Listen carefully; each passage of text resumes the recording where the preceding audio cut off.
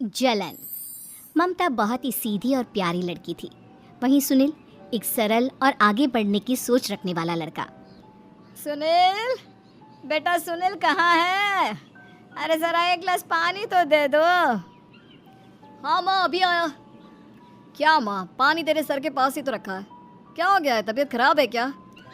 अरे नहीं नहीं, वो उठने का मन ही नहीं कर रहा था तो देखा ही नहीं। वैसे क्या कर रहा है? यहाँ बैठ ना मेरे पास। माँ पढ़ रहा था। वो क्या है ना, नौकरी में तो वक्त नहीं मिलता, अब ऑफिस से घर आकर ही तो वक्त मिलता है। अच्छा अच्छा ठीक है, पढ़ ले जा बेटा।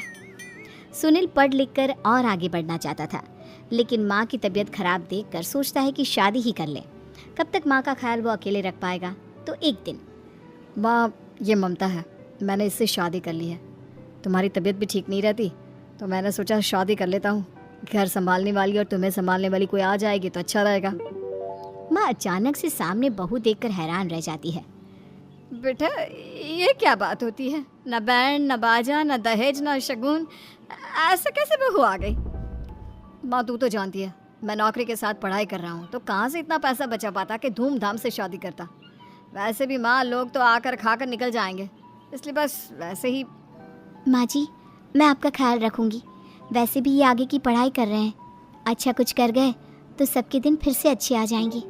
सास को ममता की बात ठीक तो लगती है, लेकिन मन में कहीं ना कहीं लगता है कि कहीं बहू बेटे को लेकर फुर्र ना हो जाए और फिर तो वो रह जाएगी अकेली। बेटा देख, मेरा जो कुछ भी है वो सुनील ही है, और सुनील का भी अब इस दुनिया में मैं ही हूँ और कोई नहीं। क्या सुनील? बिल्कुल माँ, लेकिन आज से ममता भी मेरे जीवन का अहम हिस्सा है, जैसे तू है। सास को बड़ा बुरा लगता है कि उसकी सल्तनत में कोई और हिस्सेदार कैसे हो सकता है। कैसे कोई और उसके 30 साल के बेटे की जिंदगी में अचानक से आकर बराबर का हिस्सेदार बन सकता है। देख बहू, मैं भले थोड़ा बीमार रहती हूँ, लेकिन इसका मतलब यह नहीं कि घर की चीज़ों में मेरा कंट्रोल खत्म हो गया है। मैं आज भी इस घर की रानी हूँ, समझी? बेटा सोचता है कि ये माँ को अचानक से क्या हो गया। कल तक जो माँ कहती थी कि जिंदगी का कोई भरोसा नहीं, वो अचानक से जंग के मैदान की झांसी की रानी कैसे बन गई? माँ क्या हो गया है? सब ठीक है ना? अचानक कैसी बात कर रही हो? ममता का आज पहला दिन है, स्वागत करो उसका। आसपास की आंटियों को बुलाओ, नई दुल्हन की मुंह दिखाए करवाओ। खैर, सास होने का फर्ज निभाती है और बाद में एक सहेली के साथ बाहर निकल जाती है। क्यों री बताया नहीं कि बेटे का ब्याह कर रही हो? वैसे तो सारा दिन हम ही में घुसी रहती हो। अरे मुझे भी तो अभी पता चला, यूँ अचानक सर पर लेकर आ गया। कहता है बहू है माँ तुम्हारी, अब इसको भी इतना ही मैं प्यार करता हूँ जितना तुझे करता हूँ। लो जी, ये क्या बात होगी? क्यों इतना प्यार करता है? अरे माँ का प्यार तो ज्यादा होता है। अब उसको तो कोई दूसरा पति मिल सकता है, लेकिन तुम ही बताओ, क्या माँ की ममता किसी और की हो सकती है? ना जी ना, बेटे को समझाओ ये बात। अरे क्या समझाऊं, मुझे तो खुद ही समझ में नहीं आ रहा कि क्या हो रहा है। जो बेटा कल तक माँ माँ करता था, अचानक से बीवी बीवी का राग आलाप रहा है। देखा, उसकी बीवी ना सुंदर और जवान है।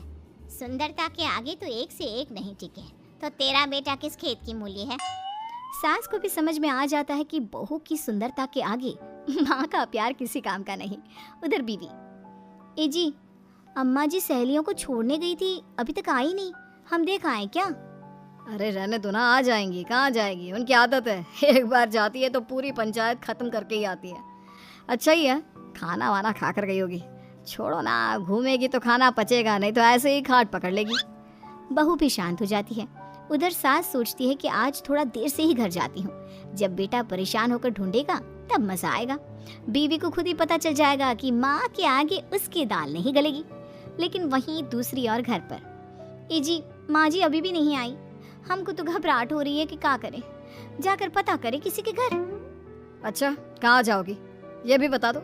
पहला दिन है तुम्हारा इस घर में और एक ही दिन में मोहल्ला छानोगी क्या? हाँ तो आप भी तो नहीं जा रहे हैं ना, हमको फिक्र हो रही है। अरे यार, ये रोज का है अम्मा का, खाओ और सो जाओ। बस फिर क्या था। बेटा बहू खाना खाते हैं और कमरे में सोने चले जाते हैं। उधर जब सास को कोई देखने नहीं आता तो वह हार कर घर आ जाती है, जहाँ वो देखती है कि सारे घर की लाइट्स बंद है। सास को गुस्सा आता है, बहू, ममता बहू कहाँ हो? लेकिन सारे दिन की थकी बहू को ऐसी नींद आती है जैसे किसी ने भांग की गोली खिला दी हो। वो तो नहीं उठती। उठकर आ जाता है बेटा। क्या बात है अम्मा, काहे चिल्ला रही हो? अरे सो जाओ ना, सुबह की थकी है बहू, वो सो रही है, जोर से बोलोगी तो नींद खुल जाएगी उसकी। माँ को गुस्सा आ जाता है। फिलहाल तो सो जाती है, लेकिन मन ही मन ढेर सारा जहर बहू के लिए भरा होता है। सुबह बहू चाय बना रही होती है कि सास धीरे से गैस तेज कर देती है, जिससे चाय का बर्तन जल जाता है। और जैसे ही बहू चाय का बर्तन उठाती है, उसका हाथ जल जाता है। मेरा हाथ जल गया। वो जोर जोर से चिल्लाकर इधर उधर भागती है कि सास थोड़ी देर में उसके हाथ में पानी डाल देती है। हाय रे बहू, क्या कर रही हो? पहली बार रसोई छुई हो क्या? सासू माँ, गलती से गैस तेज रह गई थी और बर्तन जल गया, जिससे मेरा हाथ जल गया। हाय रे, कितना गंदा दाग, छी छी छी छी, मुझे तो उल्टी आ रही है तेरा गला हुआ मांस देखकर। तू ना मुझे अभी साथ से खाना मत लगाना। बहू भी खुद का हाथ देखती है तो उसे भी रोना आ जाता है। कुछ दिनों के बाद सास की सहेली आती है, बहू चाय बनाकर लाती है। उसके जाने के बाद सहेली कहती है, बहू की सुंदरता ऐसी है कि कोई भी दीवाना हो जाए। वैसे तेरे बेटे का क्या हाल है? अरे वैसा ही है, बहू के पीछे लट्टू। क्या करूं, कुछ समझ में नहीं आ रहा। मैंने तो बहू के चेहरे पर दिवाली के पटाखे की चक्री फेंक दी, उसका पूरा चेहरा जल गया। अब देखो ना रही सुंदरता, और ना ही अब मेरा बेटा उसे पूछता है। अरे अब तो वो उसे छोड़कर दूसरी भी देखने को बोल गया है मुझे। बहू सारी बात सुन रही होती है। आंटी एक बात बताइए, क्या भरोसा है कि दूसरी सही आए और आपके अनुसार रहे? देखिए आंटी, मेरी सासू माँ को गलत बात सिखाने की जरूरत नहीं है। हमारा परिवार साथ में खुशी से रह रहा है। देख बहू, मेरी सहेली की बेइज्जती ना कर, वही अच्छा रहेगा तेरे लिए, समझी? बहू नहीं मानती है। वो बार बार उनकी सहेली को घर से निकल जाने को कहती है। तभी सास की सहेली पास के चूल्हे से लकड़ी लाकर बहू के चेहरे पर लगा देती है। बहू जोर जोर से रोने लगती है। अरे ये क्या कर दिया? मैंने कहाँ किया, ये तो तूने किया। तू ही नहीं चाहती थी कि बहू बेटे के साथ रहे, भला मैं क्यों करूंगी? मैं तो चली, निपटो अब। बहू रो रही होती है, दर्द से चिल्ला रही होती है, लेकिन सास उसे डॉक्टर के पास नहीं ले जाती। तभी पति आता है।